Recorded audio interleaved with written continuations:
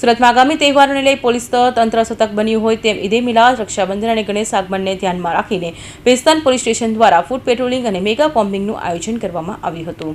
સુરતમાં આગામી તહેવારોને લઈ પોલીસ દ્વારા સુરક્ષા વ્યવસ્થા વધુ મજબૂત બનાવવામાં આવી હોય તેમ ઈદે મિલાદ, રક્ષાબંધન અને ગણેશ આગમનને ધ્યાનમાં રાખી ભેસ્તાન પોલીસ સ્ટેશન ખાતે ફૂડ પેટ્રોલિંગ અને મેગા કોમ્બિંગનું આયોજન કરવામાં આવ્યું હતું. ડીસીપી ઝોન 6 ની ના માર્ગદર્શન હેઠળ પોલીસ અધિકારીઓ અને કર્મચારીઓની ટીમો દ્વારા વિસ્તારમાં સઘન પેટ્રોલિંગ હાથ ધરવામાં આવ્યું હતું.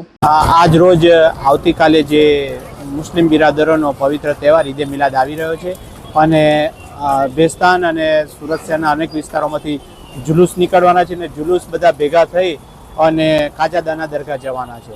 ત્યારે તકેદારીના ભાગરૂપે આજે જે અમારો ટોટલ બંદોબસ્ત છે ભેસ્તાનનો, એમાં 140 પોલીસ, 4 PSI, 2 PI, ACP, એક DCP અમે જાતે આટલા બંદોબસ્ત આવતીકાલે રહેવાનો છે. તકેદારીના ભાગરૂપે આજે ફૂડ પેટ્રોલિંગ સના મિલથી અહીં ચંડાલ ચોકડી સુધી કરવામાં આવ્યું છે. અને પછી અમે વાહન ચેકિંગ પણ કરીશું. વાહન ચેકિંગ કર્યા પછી જે અમુક લિસ્ટેડ જાણીતા જે ગુનેગારો છે, જે સ્પેસિફિક અમે કર્યા છે, તેના ઘરના કોમ્બિંગ પણ કરવામાં આવશે. એટલે આ રીતે અમે સુરત શહેર પોલીસ અને ભેસ્તાન પોલીસ સુસજ્જ છે આવતીકાલના બંદોબસ્ત માટે. આવતીકાલેથી બંદોબસ્તમાં બધો તહેવાર ખૂબ શાંતિપૂર્ણ રીતે કોમી એકલાસ તરીકે ઉજવાય તે માટેની અમારી પૂરતી તૈયારીઓ છે. મેગા કોમ્બિંગ દરમિયાન સંવેદનશીલ વિસ્તારોમાં શંકાસ્પદ વ્યક્તિઓ અને પ્રવૃત્તિઓ પર નજર રાખવામાં આવી હતી.